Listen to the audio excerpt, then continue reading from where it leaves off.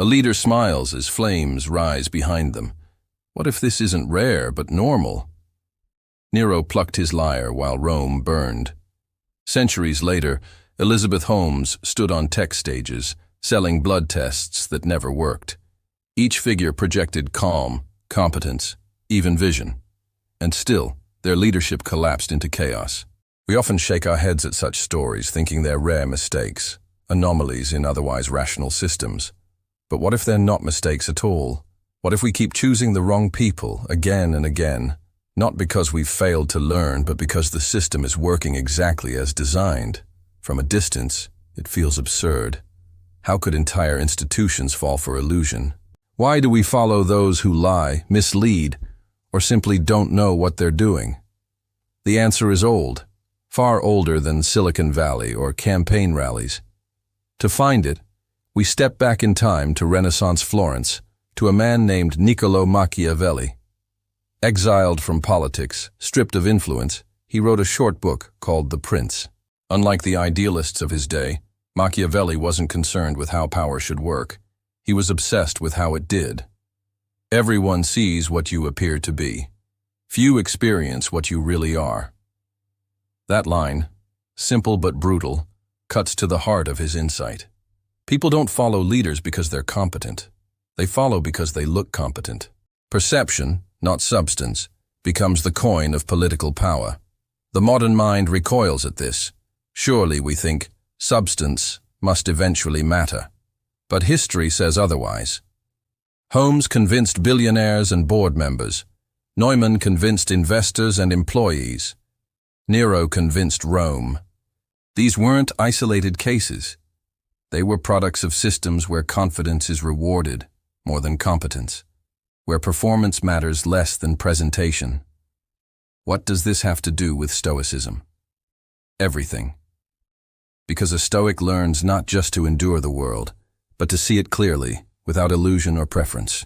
One of the tools they use is called negative visualization, imagining worst-case outcomes not to fear them, but to accept and prepare for them. So imagine this. What if the system is not broken, but blind? What if our institutions are mirrors, not magnifying glasses?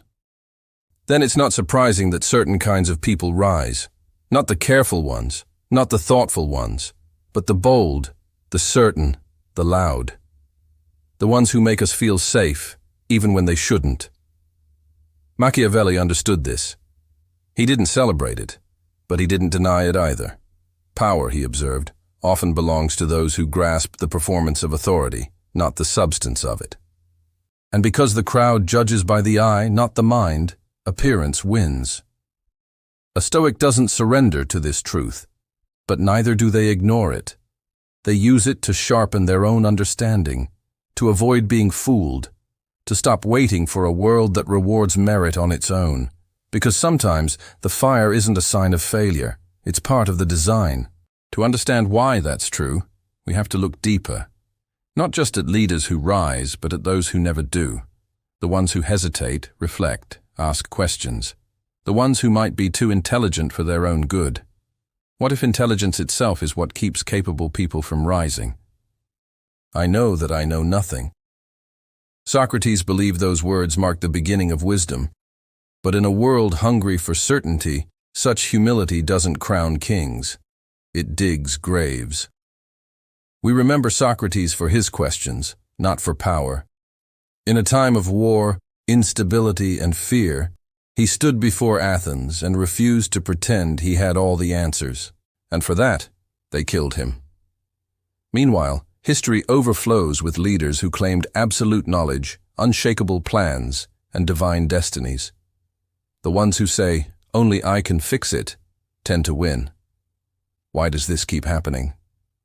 A clue lies in a quiet but troubling study published in 2017. Researchers found that intelligence correlates with leadership success, up to a point.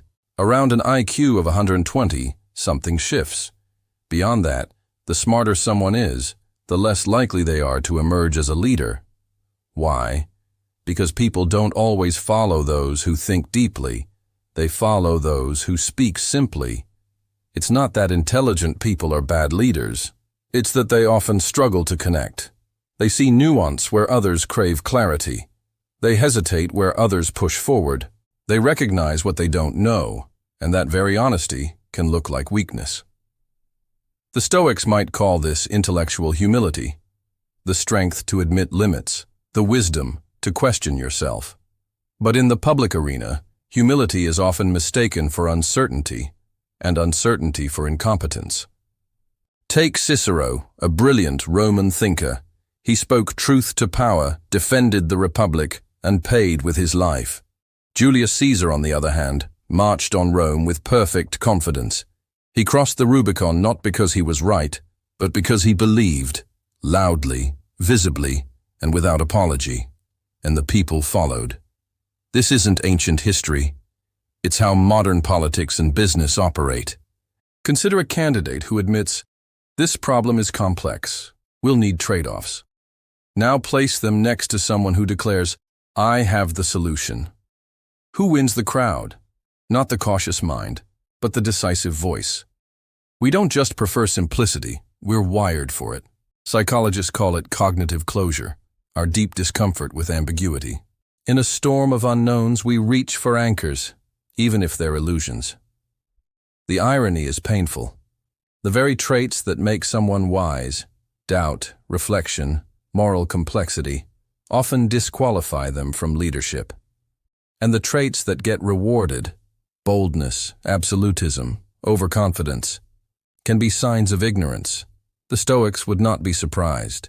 Epictetus taught that those who truly understand the world speak less, not more. They question themselves, not just others. Yet they also warned, the world may not honor that path. It may crush the quiet thinker and crown the loud fool. That is the paradox we must confront, not just in society but in ourselves. Because part of us longs to follow the bold. We crave someone who makes us feel safe, even if their words are hollow. So when you hear someone say, "I know the way," ask yourself, do they? Or do they simply know how to appear certain?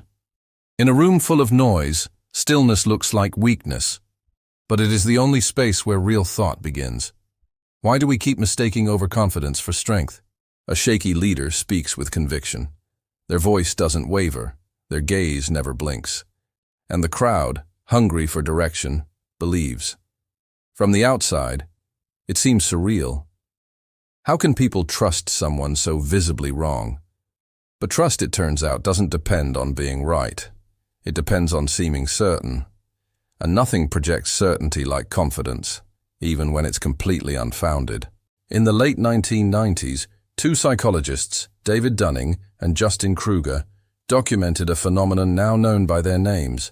They found that people who knew very little often believed they knew a great deal. Meanwhile, those with true expertise tended to doubt themselves. The fool overestimates. The wise one hesitates. It wasn't new. Shakespeare captured it centuries earlier.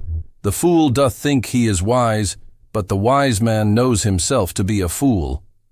And Machiavelli, he wouldn't have been surprised at all. Modern research only confirms what ancient philosophers sensed. A 2020 study in the Journal of Personality and Social Psychology found that overconfident individuals were consistently rated as better leaders, even when their actual competence was low. Overconfidence, it seems, doesn't just mask incompetence. It amplifies influence. George Armstrong Custer was praised for his boldness, until it got hundreds killed. Adam Neumann raised billions with a business model held together by charisma. Masayoshi Son kept investor trust through sheer personality despite historic losses. These men projected strength. That projection, more than their plans or outcomes, sustained their rise. Why does this work? Because our brains use shortcuts, heuristics, to make judgments. In simple environments, this was useful. A confident voice might signal real leadership. But in today's complex systems, it becomes a liability. We mistake volume for clarity, decisiveness for insight, and confidence for competence. This isn't limited to military tents or boardrooms. It plays out in job interviews, classrooms, even friendships. The person who speaks first, most, or loudest is often believed, not because they're right, but because our brains crave certainty, and they offer it. The Stoics warned of this. They taught us to question appearances, to test strength not by display, but by endurance. But that's not how systems are built. Institutions reward the confident, not the cautious. Charisma becomes a currency, and if enough people believe, belief becomes reality. This is the illusion of strength. Machiavelli would point to its strategic value. But a Stoic sees the risk. When systems elevate image over integrity, they create leaders who fear exposure more than failure. And those leaders, to preserve their illusion, must silence dissent, reject reflection, and double down on false certainty. In a crowd conditioned to cheer boldness, subtlety sounds like doubt, and doubt sounds like danger. So the pattern repeats. A confident fool rises, a wise mind watches, and the system, once again, chooses the illusion. We want to believe in strength, but perhaps it's time to ask, what happens when these people build empires? An empire built of mirrors might shine, but what happens when the lights go out? It's tempting to believe incompetent leaders are accidents, flukes in an otherwise functioning system. But look closer, and a darker pattern emerges. These leaders don't just rise, they fortify. They surround themselves with walls that reflect only their image. And over time, the structure itself begins to rot. Machiavelli, centuries ago, offered a brutal test. The first method for estimating the intelligence of a ruler is to look at the men he has around him. A wise leader, he said, seeks out capable advisors. A weak one, he chooses weaker men to protect his position. This isn't theory, it's observable reality. In ancient Rome, Emperor Commodus dismissed experienced officials and filled his court with flatterers and performers. The decline was swift and devastating. In modern times, Zimbabwe under Robert Mugabe followed a similar pattern, replacing competent administrators with loyalists, creating a system that rewarded obedience over expertise. It's not just politics. In post-Soviet Russia, oligarchs rose not through ability, but through connections. The companies they led often served as shells, tools for wealth transfer, not productivity. Brazil's Centrão system institutionalized incompetence by prioritizing alliance over merit. The result? Fragile governments propped up by internal trades, not national vision. This dynamic even has a name: competence threat. Insecure leaders often feel endangered by capable subordinates.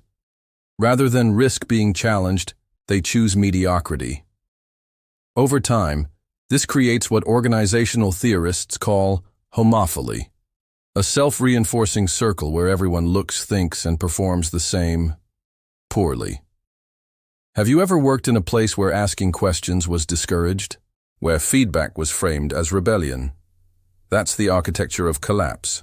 Not an explosion, but a quiet disintegration of standards, one appointment at a time. Why does it spread so easily?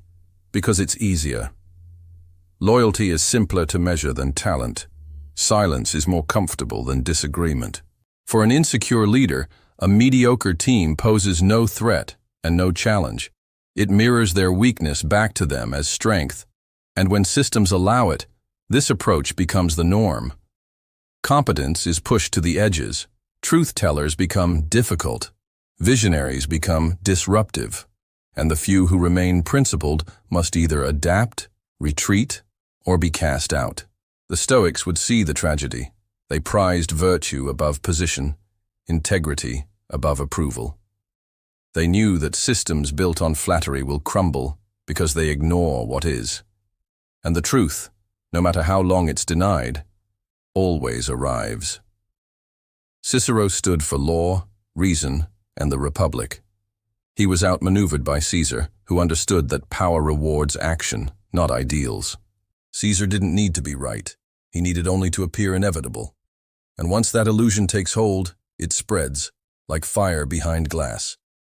So we ask again, is this collapse accidental or designed?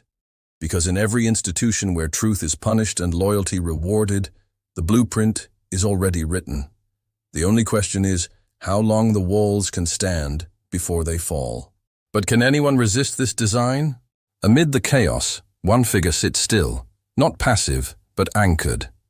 When the world favors illusion, resistance begins with clarity. Not loud protest, not dramatic gestures, but quiet, deliberate awareness. It's not easy, but it is possible, and it starts inside. The Stoics never promised we could fix everything. What they offered was something subtler, the ability to see clearly, even when the world refuses to. They called it self-discipline, but it's more than restraint. It's a training of perception, a sharpening of inner vision. 3 practices make this resistance real. First, intellectual humility. The Stoics warned against certainty not rooted in wisdom. Today, researchers confirm their instinct. People who recognize the limits of their knowledge, who say, "I could be wrong," tend to make better decisions. They listen, they adjust, they grow. Humility, far from weakness, becomes a kind of cognitive armor. Second, media literacy. We live in a hurricane of headlines, updates, outrage. Our attention is the most valuable commodity, but we can choose what we absorb. Wise minds filter noise. They don't follow every fire. Instead, they look for the patterns beneath the flame. Stoics might say, don't react to the surface, respond to the signal. Third, philosophical reflection. In the rush of daily events, it's easy to lose perspective. But just as the body needs rest, the mind needs distance. The Stoics practiced evening reflection, not to judge themselves, but to understand. What did I do today? Where did I act from fear or ego or vanity? They didn't aim to be perfect, only honest. These practices protect the individual. But what about the system? Here too, clarity helps. Because just as individuals can fall for illusions, so can institutions. And just as we can build mental discipline, we can build structural safeguards. Start with accountability. When leaders face real consequences, not just optics, they behave differently. An independent board, a transparent audit, a free press. These aren't luxuries, they're lifelines. Add cognitive diversity, not just in background, but in thought. Teams that include dissenting voices, unconventional perspectives, and critical thinkers avoid the trap of echo chambers. They don't just feel good, they perform better. Finally, transparency. Systems that expose their workings are harder to manipulate. When people can see how decisions are made, who benefits, and what trade-offs are involved, they become harder to fool. A Stoic doesn't ask, "How do I win?" They ask, "What is right?" Then they act, regardless of outcome. So we return to the figure sitting still, not detached, not indifferent, just aware. In a world of storms, they do not pretend the sky is clear. They carry their own weather, calm, watchful, prepared. But will clarity ever be enough? The fire still burns, but one flame glows steady, untouched. It does not flicker in the wind. It does not strain to outshine others. It simply endures. We've walked through illusions, examined systems built on confidence rather than competence, seen how appearances triumph over substance, how insecurity breeds mediocrity, and how chaos silences truth. It's easy to feel overwhelmed, cynical, even defeated. But the Stoics didn't teach surrender. They taught preparation, perception, practice, and above all, acceptance, not of injustice, but of the reality from which wisdom must begin. This is amor fati, the love of fate, not in the sense of resignation, but in the sense of alignment. The willingness to say, yes, this is the world as it is. Now what can I do within it? We live in an age of surface impressions. Power often flows to those least prepared to wield it. But power is not the only force that matters. Influence isn't always loud. Some of the most enduring impact begins in silence, in a single person choosing to live with integrity, regardless of reward. A Stoic knows they may not be praised, they may not rise, but they still act with virtue, because virtue is its own justification. As Marcus Aurelius wrote, "The best revenge is not to be like your enemy."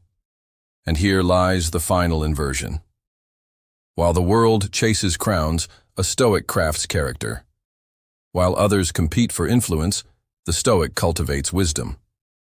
And while systems rise and fall, the Stoic flame burns on, not because it's shielded, but because it feeds on something deeper than approval. Machiavelli has often been misunderstood. He wasn't glorifying deception. He was revealing its power so we might recognize and resist it. It is not titles that honor men, but men that honor titles. That one sentence reframes everything. Authority is not sacred. It is a reflection of character, or its absence, so the flame remains. On a quiet rooftop, as the city stirs below, one person watches the horizon. They don't expect the world to reward their discipline, but they remain disciplined anyway, not because it's easy, not because it guarantees success, but because it is right. This is the light beyond the flame, not loud, not fast, but steady, not victorious, but enduring. Understanding the darkness doesn't mean surrendering to it.